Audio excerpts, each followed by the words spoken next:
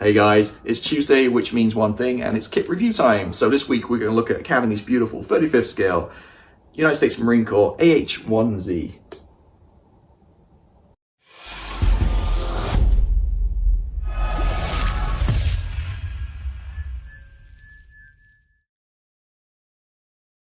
Hey guys, happy Tuesday. Hope you guys had a good weekend. So today we're going to look at this guy, which is supposed to be a beautiful kit. I think you might have seen it before. It's Academy's new-ish. It came out in 2019, so it's been around about 18 months now, I think. But it's the United States Marine Corps AH-1Z shark mouth.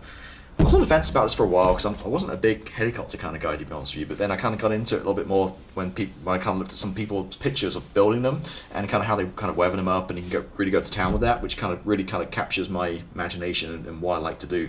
So I thought I'd give one a shot. Well, more than one. If you've seen, I've got a bunch of helicopters I picked up recently, but apparently it's goes together really nice, like a Tamiya type kit, beautiful kit. So I can't wait to kind of look inside. I've not taken the lid off yet, so this is the first time we're going to open this. But again, 35th scale. The only thing that puts me off helicopters is sometimes the rotor blades, because they can be pretty big, big square kind of space to take up. But I think with this one you can possibly fold them. If not, I think you can get resin sets where you can fold the rotor blades. And also being 35th scale is kind of cool too, because it leans to the armor scale. So if you want to add like little bits and stuff, like make a little diorama or a little vignette or something, you can always get easily get fine 35th scale stuff. So what we got here? So this is what we're greeted with. So big chunks of plastic. We got 1, 2, like matching pair. So 4 screws. Not a ton of plastic, but pretty big screws. All this stuff here too. So let's get this out. I'll just random bit of plastic floating around the box. That's weird. It's all their own bags. Right, let me put that to the side and let's look at what we got here. So we've got the manual 2. And we got, well, that's just the disclaimers and stuff. Manual 1. So color callouts in Humbrol. Some reason. Guns, Testers, Model Master, Revell, Vallejo, AK Interactive, and Life Color. Interesting band of colors, but they just give you the generic colors pretty much down here, like olive green, olive drab, red, white, black, that kind of stuff. At least they give you color callouts, because a lot of manufacturers don't even bother, right? So it's one of these instructions where it folds up like a map, like Japanese style, although Academy's obviously a Korean company. So let's go through it. So we start with like I guess you call it cockpit or flight deck. Whatever you call it, a helicopter. There's 2 seats and the instrument panels. Looks like you got some decals going down here. So it says start with assemble number 1. Okay, so it's saying make sure you do basically paint the cockpit up first, and then you're going to put that in then add some nose weight. Is that what it is? 3 grams of ballast. Now 3 grams isn't very much, but I guess that makes a difference. Okay, so we had 3 grams in the front. Then looks like you're adding like the camera pod at the front, and then you're sandwiching the cockpit between the 2 fuselage halves. Some panels going on. You're working on the skis, the underside, the exhaust, then the tail, which is like a nice one-piece slide molded. Here looks like we're working with the canopy, which comes in various parts, like a top and then left and the right, and some different panels. You got various ones open or closed. That might be a little bit tricky trying to get all this stuff put together, but we'll see. Looks like you have a mast set too, which is kind of handy. So you got mast for all the canopy pieces, which is always handy in a helicopter because there's always so much glass. And on the other side, part 12 looks like working the weapons, and this is quite loaded up pretty nicely. So you have a lot of stuff going on here. So various weapons. Looks like working your pylons, standard weapons to the pylons, which obviously you want to paint your weapons separately and paint the aircraft separately at the very end. Bring it all together would be the easiest. What else we got going on here? Rotors, not folded, just out. But like I said, I think you can get, if you want, you can get aftermarket folded ones, which will take less space up, or you can even just not glue them on, just have them loose. So when you store it, you can take the rotor blade off. That's what I've seen a lot of people use as well. And tail rotor. That is it. So that's what I was talking about. This whole bit here, just don't glue. You keep that separate, and then just, you know, when you want to move it around or store it in a cabinet or something, you can just take it off and put it on. Cool. So we then go to manual number 2, which I think is really just the stencils and stuff. So here's all these stencils going on. Nicely done for the weapons too. Then here's your markings. You got this guy with the shark's mouth and the black tail. Got this one, like low vis markings.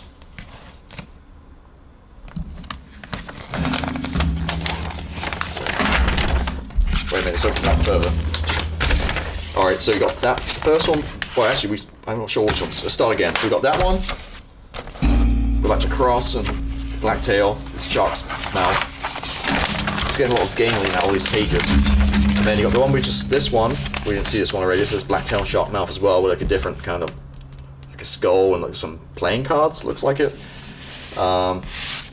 Then we got this one, which we just talked about already. Then we got low vis. So we've got 4 different markings on this. More stencils, I think. Photo etch parts assembly, so looks like some photo etch in this too.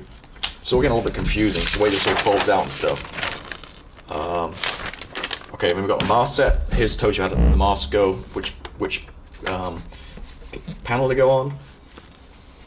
And again, the parts. Again, 1, 2, 3, 4, 5 sprues and clear parts. Cool. Excuse. Well, that's I just somehow knocked this against the spring on my mount. That's what that weird noise was. So anyway, so we've got here. So now we've got decals. Get my knife. And I see the magic name right here, Cartograph, in the corner. So you know these are going to be good. Cartograph make the best decals, I think. And what else we got back here? We got this your mask set. Powder blue kind of color, die cut.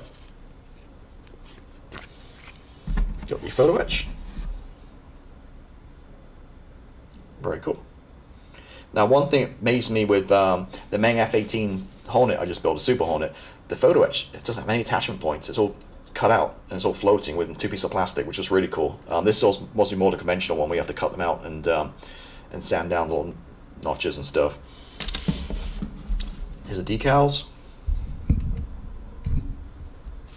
Looking really good. Again, cartograph, so no problems at all.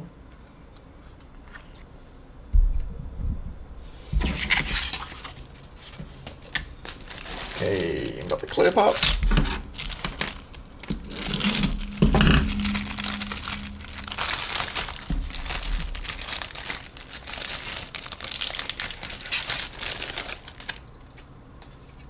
I'm holding this like a handle, but that's actually, it's kind of weird how it's kind of hanging out there like that. You think it'll get broken, but so that's your top of your canopy, and then you got your sides, and then that's the dome. So you want to mask up the round parts for your the camera sensor at the front.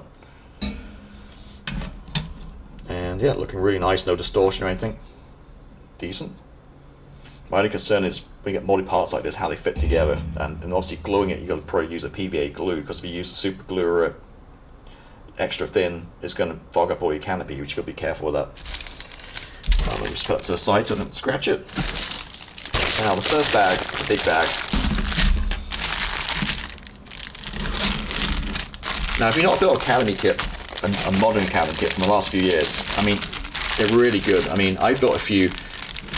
My best armor kit I've ever built was actually an M1A2 Abrams with a SEP armor, tusk-free SEP, I think it was, from Academy, and it's one of the best kits I've ever built. It's amazing. So some of the new stuff is actually really good, it's really nice. Some of the older stuff, like I think when I got back into the hobby, the first ever aircraft I built a few years back was the MiG-29 from Academy, and that was just a dog. So some of the older stuff is a little bit ropey, but the new stuff is really good. I can get this out of the bag. Okay, here you go. So big sprue. Just a few little parts here and there. And main thing obviously is these 2 giant kind of sides of the fuselage, helicopter sides right here. So you can see that detail on there. Really nice. It's going to take a wash really good. Like solid plastic, It's not soft. And some injection pins on the inside, but again, no flush, no problems at all. I don't see any flash, nice and crisp.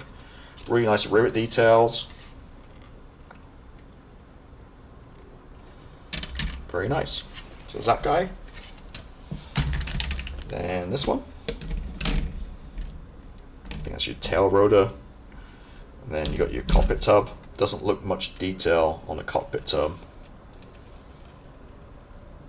Just looking at this real quick. I say the instrument panel's blank too, but what happens is you got over here, you got the panels, so no problem at all. If you guys can see that. Nice. Again, really nicely detailed. Just really fine detail. These are raised rivets. It's really fine on there. Sorry, I keep hitting the spring on the camera mount. Yeah, really nice.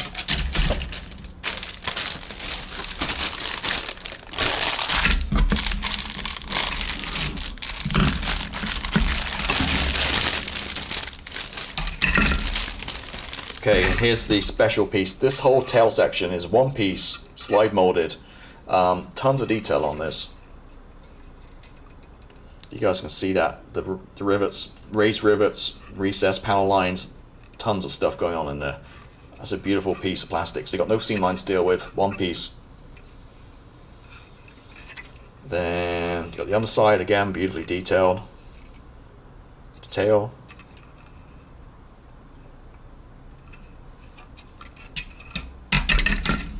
Another really nice piece of plastic. I mean, big chunky parts, but I mean, the detail on here is just, you know, amazing.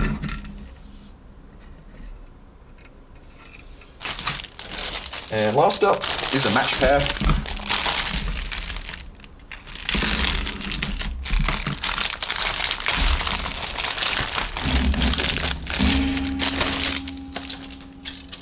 So we just need to see one, again, two of these, same. Sprue D. So we've got the tiny parts, which look really crisply molded again.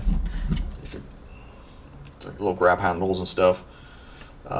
Rockets, so you got like empty or loaded. You got rocket pods again, one piece slide molded. All this stuff, no seams. Tail rotors. One piece. It's like, I don't know, it's a sidewinder or something.